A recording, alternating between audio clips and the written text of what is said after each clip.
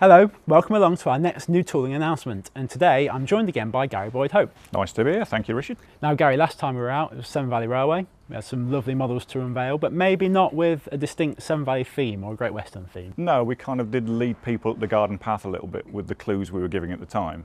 But I think it's fair to say that no one's going to be disappointed today. I think you're right, because we're at Didcot Railway Centre! This weekend is the International N-Gauge show, and therefore we've definitely got something small for you. Yes, we're talking N-Gauge, and the Didcot Railway Centre, which is home to the Great Western Society, is the perfect place to announce it.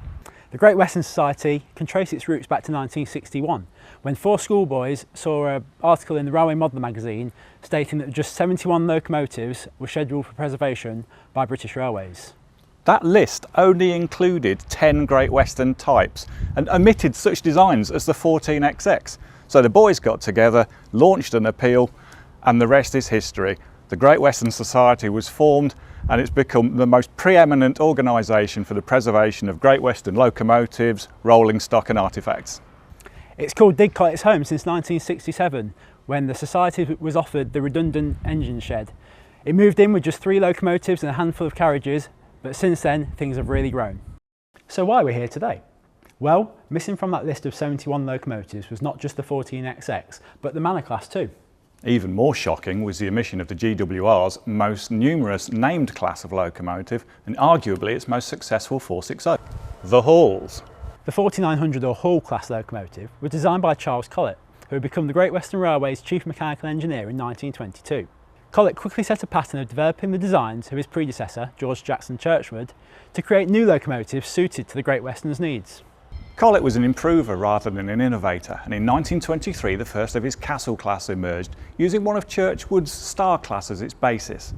The following year, the first of the Hall class emerged. This time, Collett used a Saint class number 2925 St Martin as the guinea pig.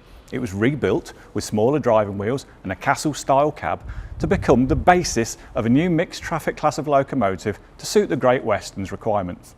After 3 years of trials and with minor tweaks to the design, Collett ordered 80 locomotives from Swindon Works. The first was outshopped in 1928, and at the same time St Martin was renumbered as the class leader, number 4900. The new builds, from 4901 onwards, were each named after an English or Welsh country house, although eventually not all would be from Great Western territory. The first halls were allocated to the West Country, but as their numbers grew, they quickly spread throughout the Great Western network.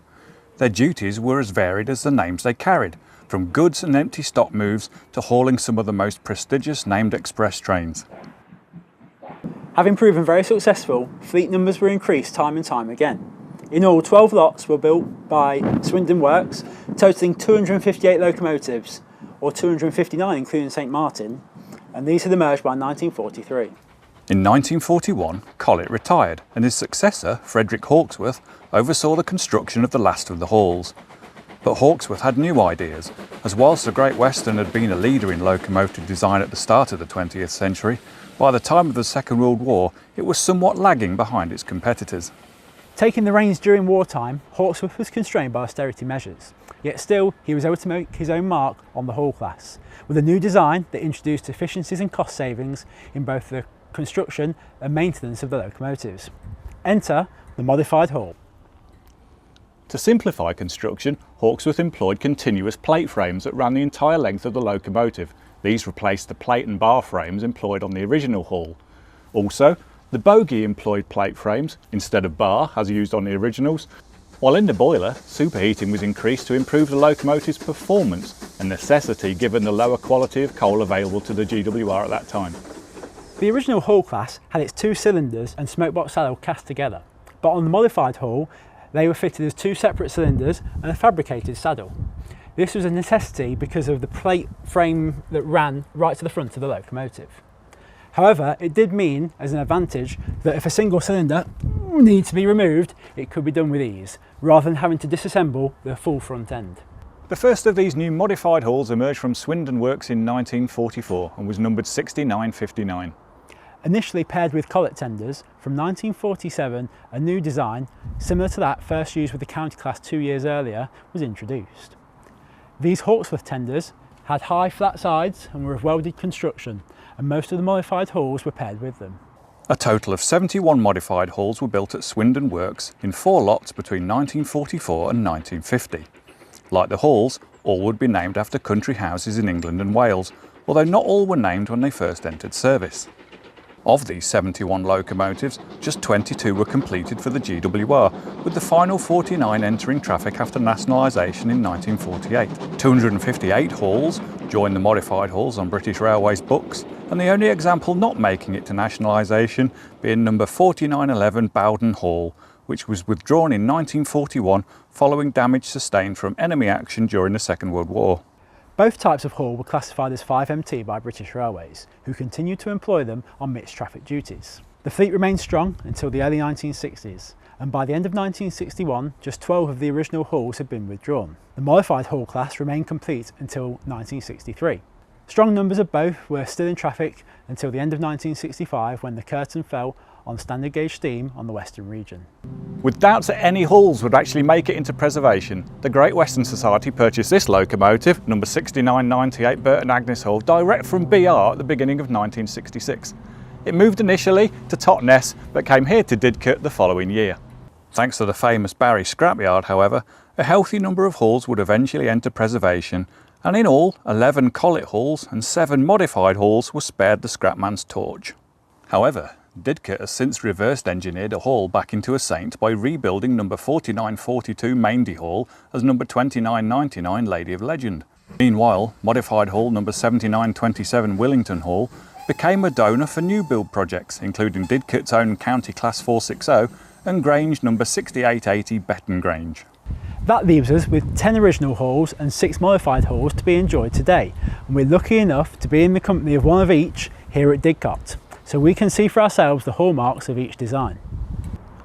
With such a rich and successful past and plenty to be seen in preservation today, the hall has long been a corner post of the Bachmann branch line 00 scale range. But N-scale models haven't been so fortunate. Whilst Graham Farish first produced a hall in 1975, accurate models of the modified hall, or even for that matter the Collett Hall, with modern technologies such as locomotive drive and sound-fitted options, have never before been made in N. Until now. Enter the Graham Farish Hall and modified hall locomotives. For these new models we've started from the rails up, looking at each type individually to ensure that accurate models of both are produced. This includes the new Hawksworth tender, whilst the Collett 4,000 gallon version used on the popular Graham Farish Castle can be used with both types of hall too, as was the case with the real locomotives. Aside from the use of different tenders, variations between the locomotives in each of the two classes were minimal. Common to both types is a die-cast metal running plate, on which is mounted a high-precision injection moulded boiler boasting intricate engraving and moulded details like rivets and boiler bands. Added to this are separately fitted details including 2 types of smokebox door, lower front lamp irons, outside steam pipes, whistle and reverser. Below the running plate, all the wheels are die-cast with an authentic spoke and balance weight pattern, whilst metal valve gear and rods are also employed. The cylinders are injection moulded and again feature authentic detailing including draincocks. The chassis is adorned with separately fitted sandboxes with fine metal wire sandpipes, not to mention the individual brake hangers and suspension detail that completes the running gear. Metal wire is also used for the handrails on both the locomotive and tender, while turn metal buffers are fitted at both ends. Within the cab, the boiler back head is detailed with controls and gauges, while the handbrake and water scoop controls are fitted individually. Each tender boasts a number of separate detailed parts too, including the water scoop, dome, filler cap and vacuum pipe, and metal coal effect load completes the look and adds a balanced weight for smooth running.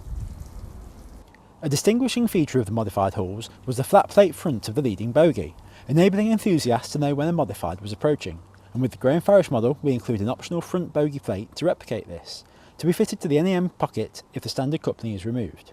Turning to the technical side of these new models, and a coreless motor is mounted within the locomotive, connected to the driving wheels through a die-cast metal gearbox. Electrical collection comes from all driving wheels and all tender wheels, and there are separate metal bearings fitted to each driving wheel axle. The tender wheels also run in metal bearings. Traction tyres feature on the rear driving wheel set, and the gearing has been arranged so that these models can pull prototypical loads at prototypical speeds, with fine slow speed control too. For DCC users, a Next 18 DCC decoder socket is located in the tender, and the pre-fitted speaker makes it easy to add sound. This is already done for you in sound-fitted models, which have a Zemo MS590 DCC decoder pre-fitted. As you would expect, livery application is the icing on the cake with these new models, and authentic colours and livery diagrams have been used to complete the look of our new halls. This extends to the cab, which is fully decorated, whilst authentic fonts and typefaces have been used on name and number plates to complete that final look.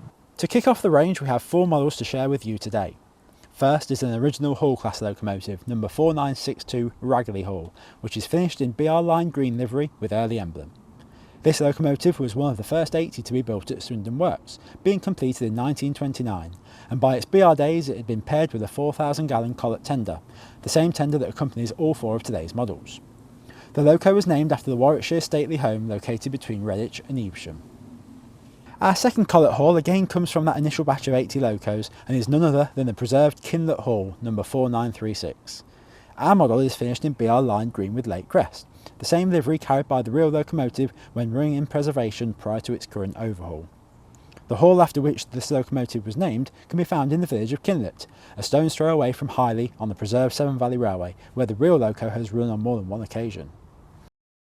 Moving on to modified halls, and the first model we'll be offering is number 6960 Raveningham Hall, whose namesake is well away from Great Western Territory, being located south of Norwich in Norfolk.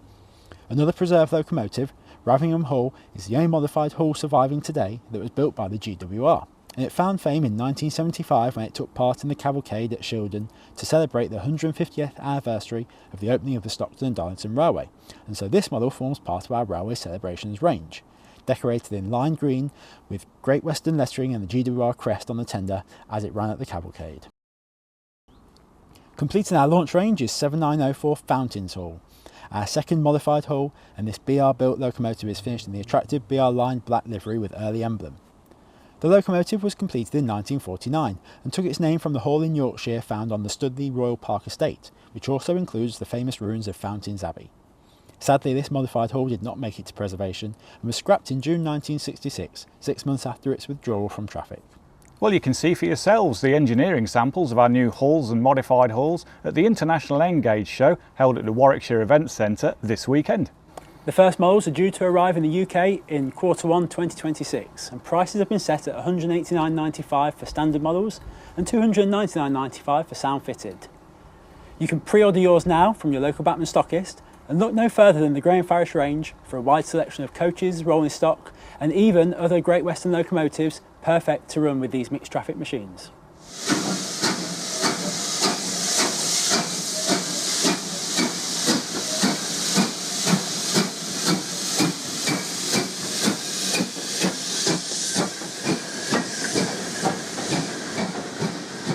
Well, that's all from Didcot Railway Centre for today. We hope you like our new announcements. Now, Richard, I don't know about you, but I think that those early fears that Great Western would be poorly represented in preservation seem quite unfounded based on what we've seen today. Yeah, I mean, the tables turned really, Gary, didn't they? With Barry Scrapyard, the Great Western ended up being the most represented company in preservation in terms of steam locomotives that survive today. Absolutely. And no finer collection can be seen than what we've got here at Didcot. And yeah. I mean, I have to be honest, I've not actually visited Didcot before, but I'll certainly be back, and I'm sure there's every reason for people to come and visit themselves. There's more events on and Maroon Days over the rest of the year. You can see 1466, which has just returned to traffic, obviously the pioneering locomotive of the society. And yeah, what better way to come and celebrate Great Western Steam than a visit to Didcot? Can't get enough Great Western, Rich. Certainly can't. So we'll be back for our British Railway announcements Winter 2025 on the 5th of November, where we'll be looking forward to show you the livery samples for these new halls and modified hall locomotives. And until then, you can catch up with the latest news from Bachmann by subscribing to our newsletter. Until next time, thank you very much, and we'll see you again.